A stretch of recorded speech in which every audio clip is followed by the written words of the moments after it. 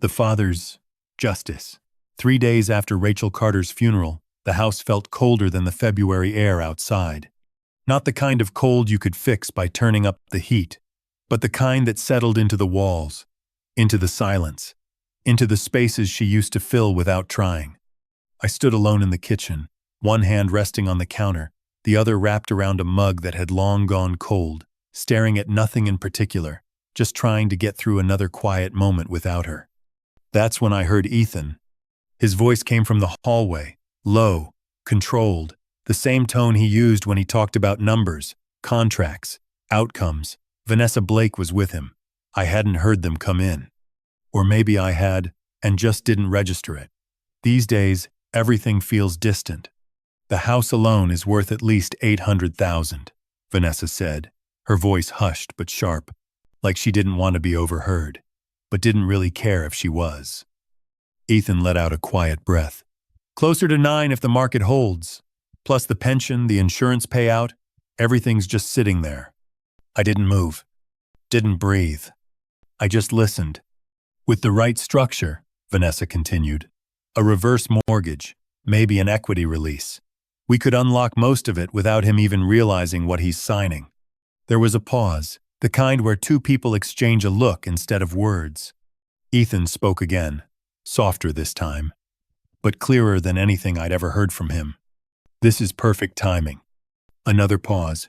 He's vulnerable. The words didn't hit all at once. They settled, slowly, like something sinking through water. My son wasn't grieving. He was calculating. He won't question it, Ethan added. Not right now. We just need to position it as helping him. Long-term security, medical costs, future planning. Make it sound responsible. Vanessa gave a quiet laugh. He'll think it's his idea. I felt something shift inside me then.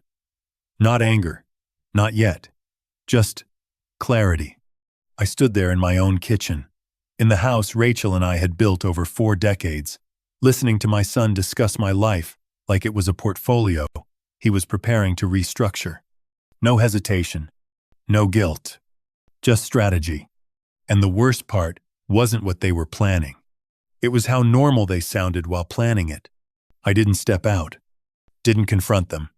I just stood there, silent, as the conversation drifted into numbers, timelines, possibilities, as if I were already gone, and they were just deciding how to divide what was left. In that moment, I realized something I hadn't wanted to see.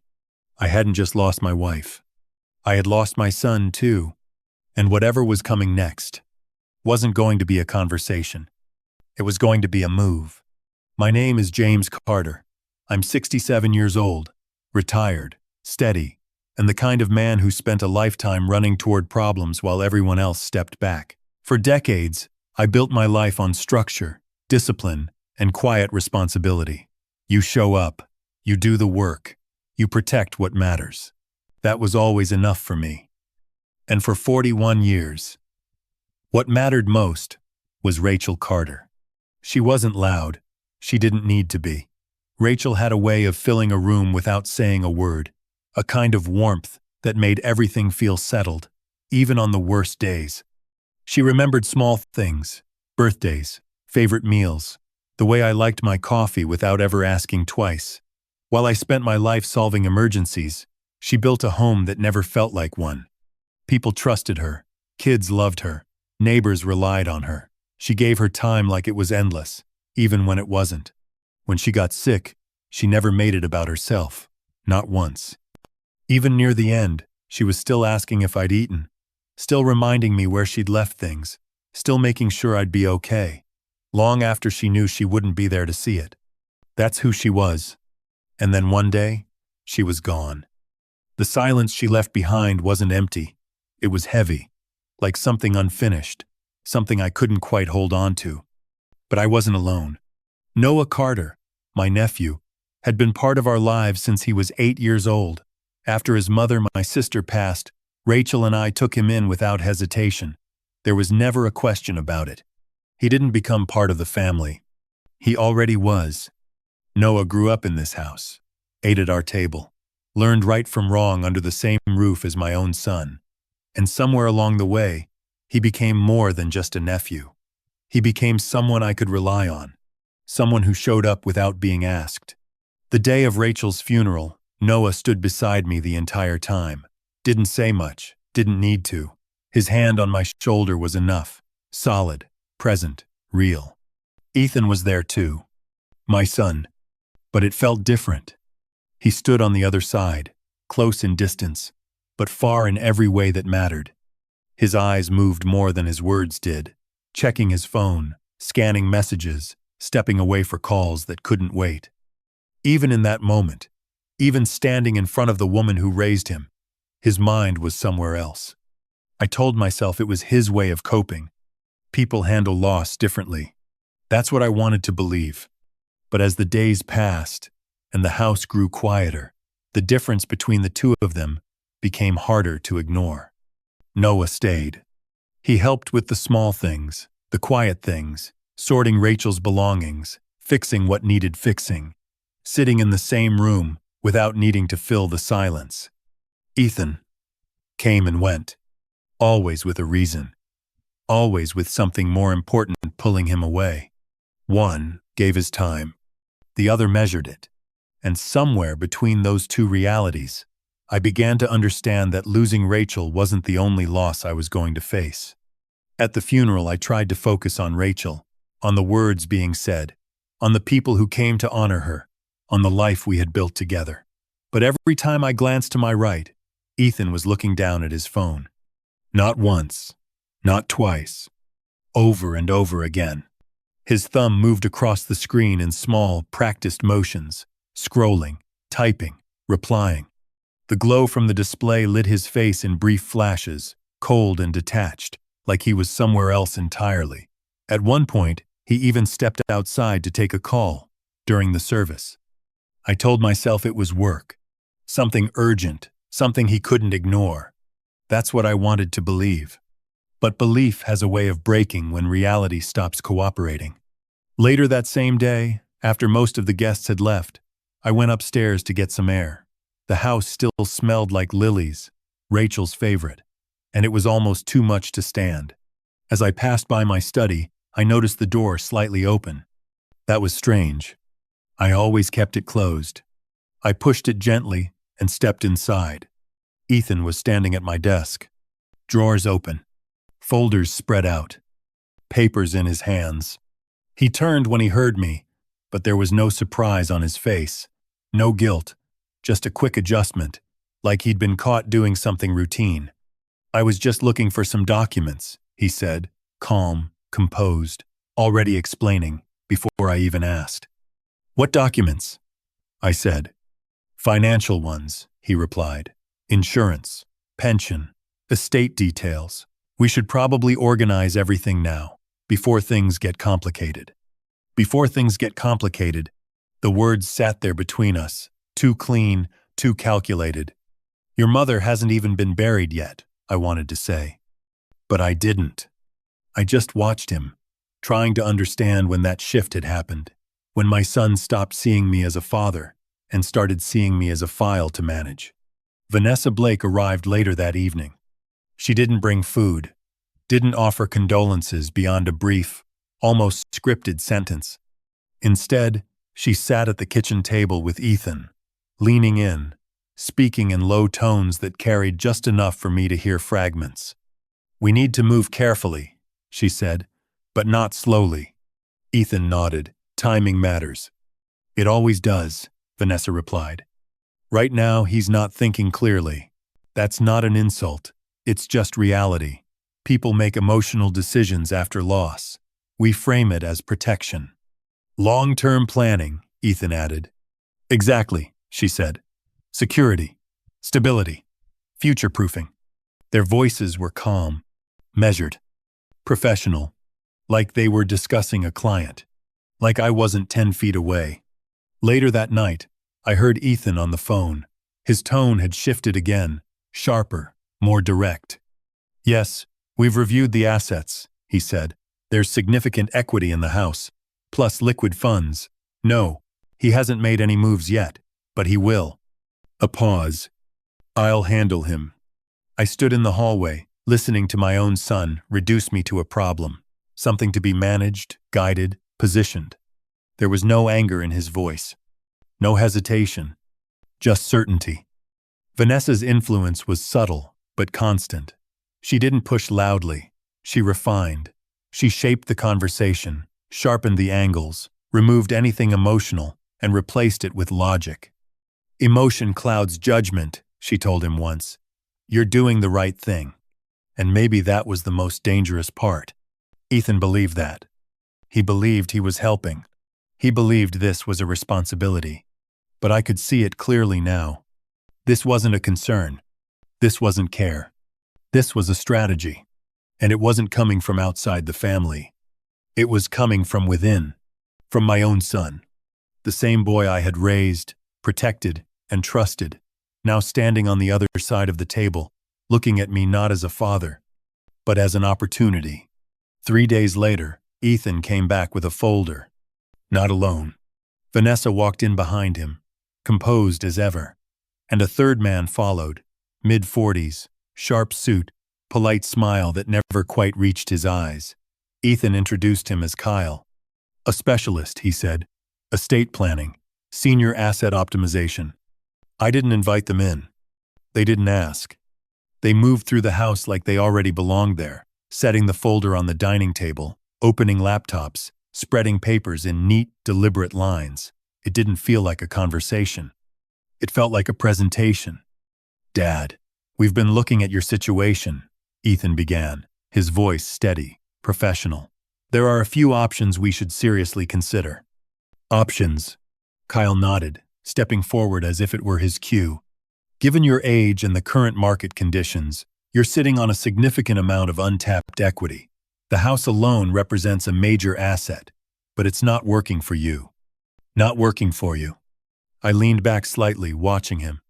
We're talking about a reverse mortgage, he continued smoothly.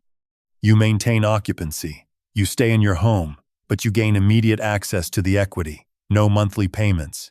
Increased liquidity. It's a very common strategy. Vanessa added, It's about security, James. Making sure you're protected moving forward. Protected. The word echoed longer than it should have. Ethan flipped open a page, sliding it toward me. Charts, numbers, projections. If you do this now, he said, you could access close to $500,000. That's money you can use for medical care, travel, anything you need. Anything I need. Kyle leaned in slightly, lowering his voice like he was sharing something important. The key is timing. Interest rates are shifting. Property values are volatile. Acting now puts you in control. Control. Every word was chosen carefully. Every sentence is built on the last. And every option led in the same direction. Alternatively, Ethan continued, there's an equity release structure. Similar concept, different mechanics. You free up capital without selling outright. It gives you flexibility. Flexibility. Vanessa smiled softly. We're not taking anything from you. We're helping you unlock what's already yours. There it was. The narrative. Not pressure. Not force. Help. I didn't say anything. So they kept going. Kyle pulled out another sheet. We've modeled different scenarios. Best case, worst case, mid-range outcomes. In every model, early action significantly improves your long-term position. Ethan nodded. We just don't want you to wait too long and lose value. Lose value. The words landed more heavily than the others. Because they weren't just talking about the house. They were talking about time. My time. Vanessa rested her hands lightly on the table, her tone softer now. You've been through a lot, James.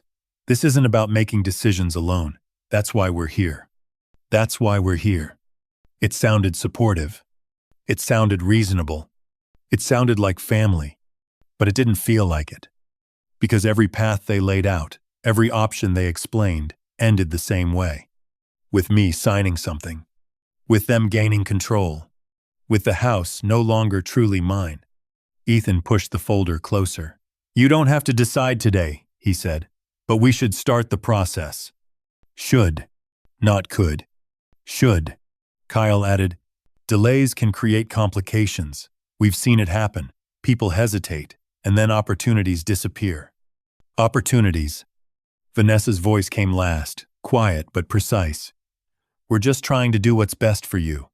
I looked at the three of them, standing in my home, speaking in calm, measured tones, surrounding me, not physically, but strategically.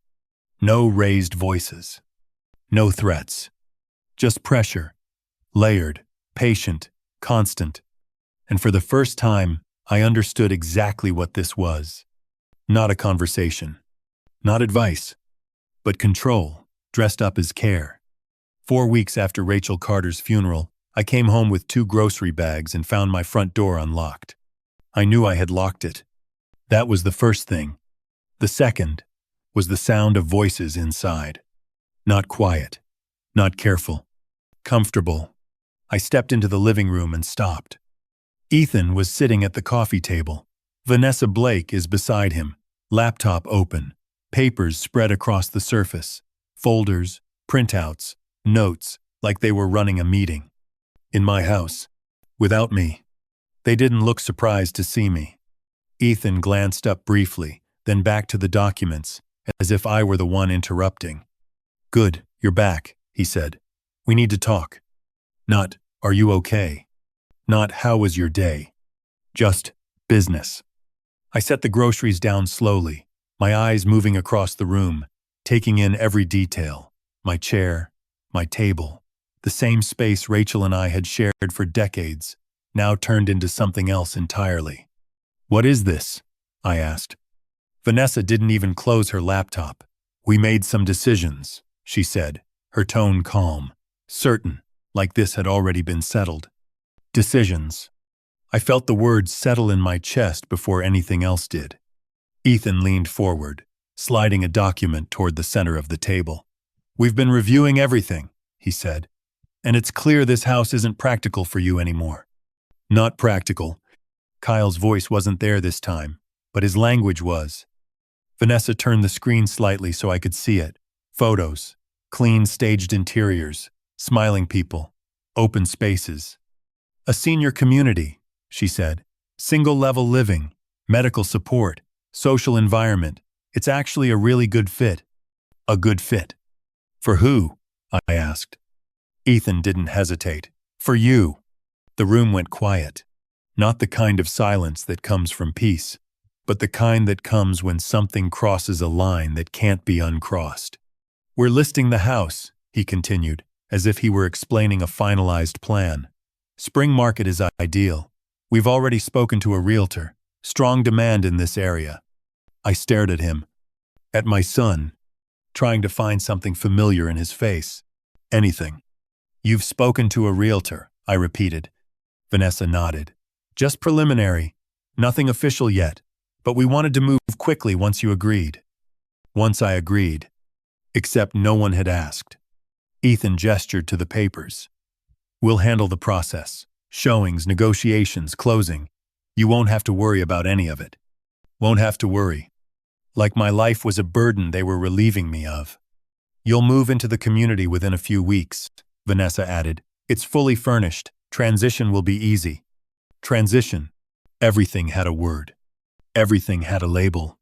Everything except the truth. I looked around the room again. At the walls Rachel had chosen. At the furniture we had built a life around. At the space that held every memory I still had left of her. And in that moment, something inside me stopped bending. "You walked into my house," I said slowly, clearly, without asking. Ethan's expression tightened just slightly. "We still have keys." "Had?" "Not have." "You made decisions about my life," I continued, my voice steady now, without speaking to me. Vanessa closed her laptop this time, but she didn't look concerned.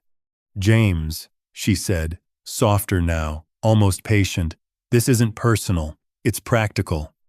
Not personal. That was the line. That was the moment everything became clear. I took a step forward, then another, and I pointed to the door. "Get out." The room froze. Ethan blinked, like he hadn't heard me correctly.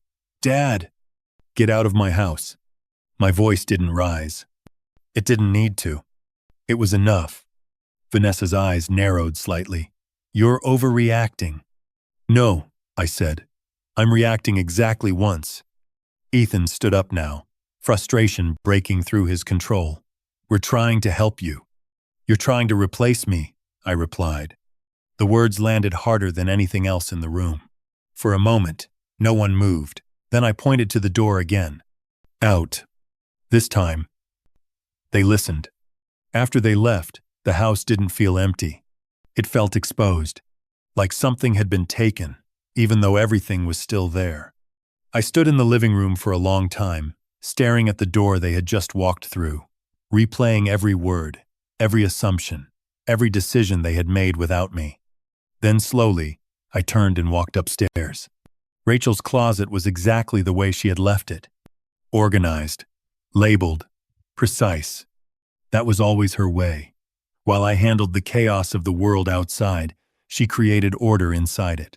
Every document had a place. Every detail had a purpose. I opened the top shelf, and there it was. A manila folder I didn't remember seeing before. Neatly labeled in her handwriting. For James, open after I'm gone. My hand paused for a moment before I picked it up. Not because I didn't want to read it, but because part of me already knew this wasn't going to be simple.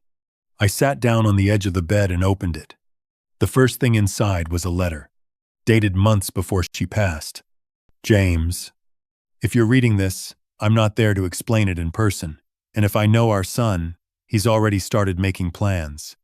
I stopped, just for a second. Then I kept reading. Rachel's words were calm, clear, certain. No emotion wasted, no hesitation. She had seen this coming. Not guessed. Not feared. Known. She wrote about patterns, about choices Ethan had made over the years. Small ones at first, easy to overlook, the way he measured things, valued outcomes, reduced everything to numbers when it mattered most. And she had planned for it. Carefully, quietly, completely. The next pages weren't letters.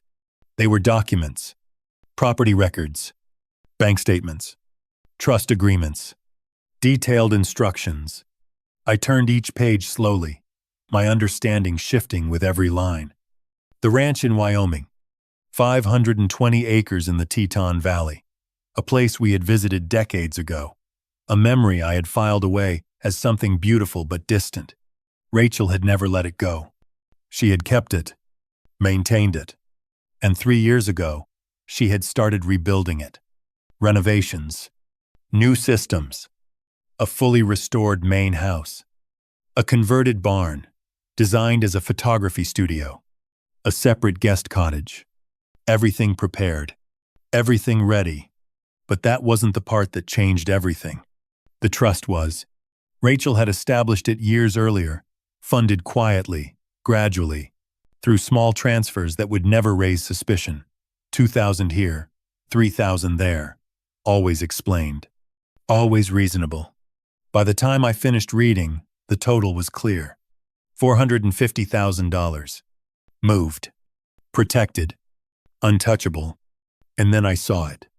The second mortgage. Taken out in silence. $180,000 pulled from the Chicago house. Redirected into the Wyoming property and the trust. I leaned back slowly, the paper still in my hand. The house Ethan was so eager to control wasn't what he thought it was. Rachel had moved the value, shifted it, rebuilt it somewhere else, somewhere he couldn't reach. I went back to the letter. There were instructions, not suggestions, not ideas. Steps. Call this number. Speak to this attorney. Activate the trust. Transfer the house. Give him what he's asking for. That line stayed with me. Give him what he's asking for. Because Rachel understood something I hadn't fully accepted until now. You don't stop someone like Ethan by arguing with them. You stop them by letting them walk straight into the truth they refuse to see. At the bottom of the letter, her handwriting softened. Just slightly. I'm sorry I won't be there when it happens, but I've taken care of everything. You won't be alone, and you won't be trapped. I closed the folder slowly. And for the first time since she was gone, I didn't feel lost. I felt prepared. Rachel Carter hadn't just loved me. She had protected me, even after she was gone. And now, it was my move. The next morning, I called the number Rachel had written at the top of the page. Lauren Davis answered on the second ring. Her voice was calm, professional, like she had been expecting me. "Mr. Carter," she said, "I'm glad you called. We didn't waste time." She walked me through everything Rachel had set in motion. The trust, the property, the sequence of steps. Every detail was already in place. All I had to do was follow the plan. No improvisation. No hesitation. Just execution. When the call ended, I sat in silence for a while, letting it settle. Not the anger, not the betrayal. The clarity. Then I picked up the phone again. This time, I called Ethan. "I've been thinking," I said, keeping my voice measured. Tired. Exactly the way he expected me to sound. "Maybe you're right. Maybe the house is too much." There was a pause, then a shift. I could hear it in his voice, the immediate change from concern to quiet satisfaction. "I'm glad you see that, Dad," he said. "We just want what's best for you." Of course you do, I thought. From that moment on, everything became performance. I let my resistance soften, let my tone change. I asked questions I already knew the answers to. I let him explain things, repeat things, convince himself that he was convincing me. Vanessa followed his lead, her voice warm now, encouraging, reinforcing the narrative they had built. "It's a fresh start," she said. "Less stress, more stability." I nodded, agreed, played the part. And Ethan believed it. He believed he had won. The calls became more frequent, more confident. He started speaking in timelines instead of possibilities, when instead of if. That was exactly what Rachel had predicted. That was exactly what I needed. At the same time, Noah and I moved quietly. No announcements, no sudden changes, just small, deliberate actions. Boxes packed late in the evening, items sorted and removed in stages. The things that mattered, Rachel's jewelry, old photographs, documents, anything with real value, were taken out first. Not everything, just enough. We left the visible life intact, the furniture, the familiar pieces, the things Ethan would expect to see. Noah never asked unnecessary questions. He understood, not just what we were doing, but why. "You sure about this?" he asked one night, carrying a box toward the truck. I looked at him for a moment. At the steadiness in his posture, the absence of doubt. "Yes," I said, "your aunt made sure of it." He nodded once. That was enough. We rented a storage unit across town, kept everything there. Out of sight, out of reach. Every movement was calculated. Every step is quiet. Ethan visited a few times during those weeks. Each time, I gave him exactly what he expected to see. A man adjusting. A man letting go. A man slowly stepping aside. He grew more relaxed with every visit. More certain. More comfortable. The urgency in his voice disappeared, replaced by confidence. That was the moment I knew the plan was working. Because the more convinced he became, the less careful he was. And the less careful he was, the easier it would be. By the end of the second week, everything was ready. The house looked the same, felt the same, but it wasn't. Not anymore. Rachel had already moved the foundation. All that remained was to let Ethan take what he thought he had won and walk away with exactly what he deserved. No anger, no confrontation, just quiet, controlled, inevitable outcome. The kind Rachel would have chosen. The kind that didn't need to be loud, to be final. 5 weeks after Rachel Carter's funeral, I called Ethan and told him I was ready. No hesitation. No conditions. "I've made a decision," I said. "Come by. We'll finish this." He arrived faster than I expected. Vanessa Blake was with him. Of course, she was. Neither of them tried to hide the anticipation this time. It was there in the way Ethan walked in, confident, already stepping into a future he believed he had secured. Noah was in the room when they entered, sitting quietly off to the side. Ethan barely acknowledged him. That was fine. I didn't need him to. Dad, Ethan said, setting his folder on the table. This is the right move. You won't regret it. I nodded slowly, calm, composed, exactly the way I had been for the past 2 weeks. I agree, I said. It's time. I reached for the folder Lauren had prepared and placed it in front of him. These are the transfer documents, I continued. Full ownership, immediate effect. Ethan didn't hesitate. He opened it, scanning the first few pages quickly, already smiling. Vanessa leaned closer, her eyes moving across the lines, verifying, confirming, everything they thought they were about to gain. This is perfect, she said, under her breath. Ethan looked up. You're doing the right thing, Dad. I know, I replied. He flipped to the signature page, paused, then continued reading. That's when it started. Small at first. A shift in his expression. A slight tightening around his eyes. Vanessa noticed it too. What is it? She asked. Ethan didn't answer immediately. He kept reading. Slower now. More carefully. Then he turned back a page. And another. What is this? He said, finally. I leaned back in my chair. Standard transfer terms, I said. Property, obligations, liabilities, everything that comes with the house. Vanessa reached for the document, scanning the sections he had just passed. Her confidence lasted about 3 seconds. Then it disappeared. There are 2 mortgages, she said. Not a question. A realization. I nodded once. The original, I said, and the second one Rachel took out a couple of years ago. Ethan looked up sharply. Second mortgage? About $400,000 in total debt, I continued, my voice steady. Combined. The room went quiet. Not tense. Not chaotic. Just still. Vanessa's hand tightened on the paper. That's not possible. The house was almost paid off. You assumed that, I said. You never asked. Ethan stood up, the movement abrupt, controlled, but cracking at the edges. Why would Mom take out a second mortgage? For her reasons, I replied. All documented, all legal. Vanessa flipped through the pages again, faster now, searching for something that wasn't there. This changes everything, she said, her voice no longer calm. It does. I agreed. Ethan ran a hand through his hair, pacing once, then stopping. What's the equity? He asked, already knowing the answer wouldn't be what he wanted. Minimal, I said. After fees, taxes, and closing costs, you're looking at a fraction of what you expected. Vanessa looked at him. We can't carry this. No, they couldn't. That was the point.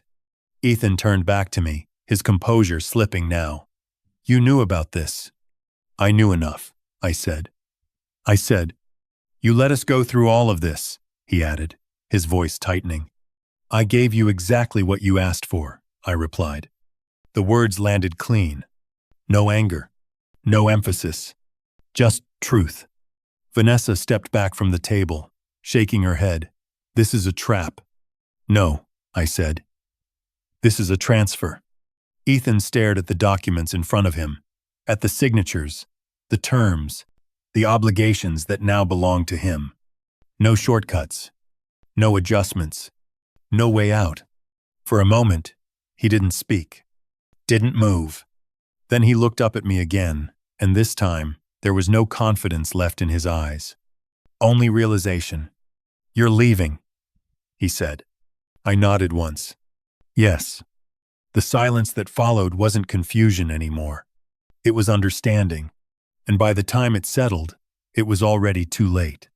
A week later, Noah and I were gone. No announcements. No goodbyes. Just a quiet departure before sunrise, the kind Rachel would have preferred. The drive west felt longer than it was, not because of the distance, but because of everything we were leaving behind, or maybe everything we were finally letting go. When we arrived at the ranch in Wyoming, the air felt different. Cleaner, quieter, real. 500 acres of open land stretched out in every direction, mountains rising in the distance, untouched and steady, like they had been waiting long before any of this began. The house stood exactly as Rachel had planned it. Warm wood, wide windows, light pouring in as it belonged there. She had thought of everything. The kitchen was set the way I liked it. The porch faced the sunset. And for the first time in weeks, I could breathe without feeling like something was closing in around me. Noah settled in quickly. The barn Rachel had converted into a photography studio became his world almost overnight. Within weeks, he was working again, building something of his own, something honest. He didn't need much, just space, and the chance to use it. Back in Chicago, things didn't go the way Ethan expected. The house stayed on the market longer than he planned. The numbers didn't work. The payments added up faster than he could manage. Vanessa left within 6 weeks. No arguments. No drama. Just a quiet exit when it became clear there was nothing left to gain. By the time Ethan finally sold the house, there wasn't much left after everything was paid off. Debt, fees, losses, all of it closing in around the same place he thought he would rise from. That's how it works sometimes. Not all at once, but steadily. I didn't hear from him for a long time. Then one afternoon, months later, my phone rang. I looked at the name on the screen. Ethan. I let it ring once, twice, then answered. His voice was different, quieter, stripped of everything it used to carry. Dad, he said. I'm sorry. He didn't try to explain, didn't justify anything. Just those words. I stood there for a moment, looking out across the land Rachel had left us, feeling the weight of everything that had happened and everything that hadn't. I know, I said. There was a pause. Can I come see you? He asked. I didn't answer right away. Because forgiveness isn't something you give in the moment. It's something you understand over time. Call me next week, I said finally. We'll talk then. I ended the call and sat down on the porch Rachel had designed. The sun was setting, slow and steady, painting the mountains in colors that didn't need explanation. Later that evening, I found her last letter, tucked inside one of her cookbooks. Simple. Short. James, if you're reading this, you made it. You're free. Don't carry guilt that isn't yours. People make their choices, and they live with them. I love you, always. I read it twice, then folded it carefully and set it beside me. Rachel had understood something I hadn't fully seen until now. Money doesn't change people. It reveals them. It strips away everything else and shows you exactly what's underneath. And sometimes, the people you trust the most are the ones who see value before they see you. But real love doesn't take. It protects. Even when it has to do it from a distance. Even when it has to do it after it's gone. That's what Rachel left behind. Not just a place. Not just a plan, but a way forward. And as I sat there, watching the last light disappear behind the mountains, one thought stayed with me, clear and undeniable.